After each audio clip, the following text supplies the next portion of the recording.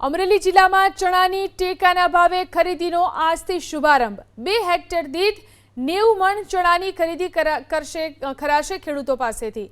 સરકાર 90 મણથી વધુ ખરીદી કરે તો જ ખેડૂતોને તેનાથી ફાયદો થાય તેવું ખેડૂતોનું કહેવું છે। નાફેડ અને ગુજકો માસોલના માધ્યમથી 1175 રૂપિયા પ્રતિ મણના ભાવે ખરીદી કરવામાં આવી રહી છે। કે આવતીકાલથી ટેકાના ભાવ શરૂ થાય છે અને તમારો માલ લઈને આવો। હું આજે લઈને આવ્યો છું। શાંતિપૂર્ણ વાતાવરણ છે અને સરકારશ્રીએ ભાવ પણ સારો નક્કી કર્યો છે 1175 રૂપિયા। એનાથી ખેડૂતો સંતોષ છે, પરંતુ આ વખતે માવઠાનો માર ખેડૂતોને આવ્યો, એના કારણે ઉત્પાદનમાં ઘણો ઘટાડો અને ખેરાત બહુ હેરાન થયો છે। પાકી ગયેલો પણ નિષ્ફળ ગયો છે, ખરાબ થઈ ગયો છે। એની જગ્યાએ જો સિંગ જેટલા 120-25 મણ ચણા ખરીદતી હોય તો ખેડૂતોને સારો એવો લાભ મળે।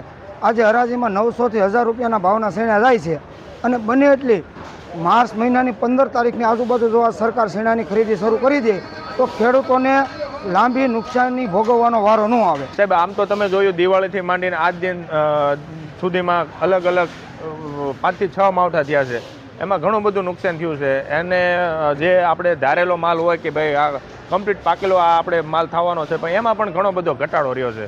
એટલે એવરેજ બહુ કાંઈ ઉતારા એવા ખાસ કહેવાય નહીં, એવરેજ ઉતારા છે।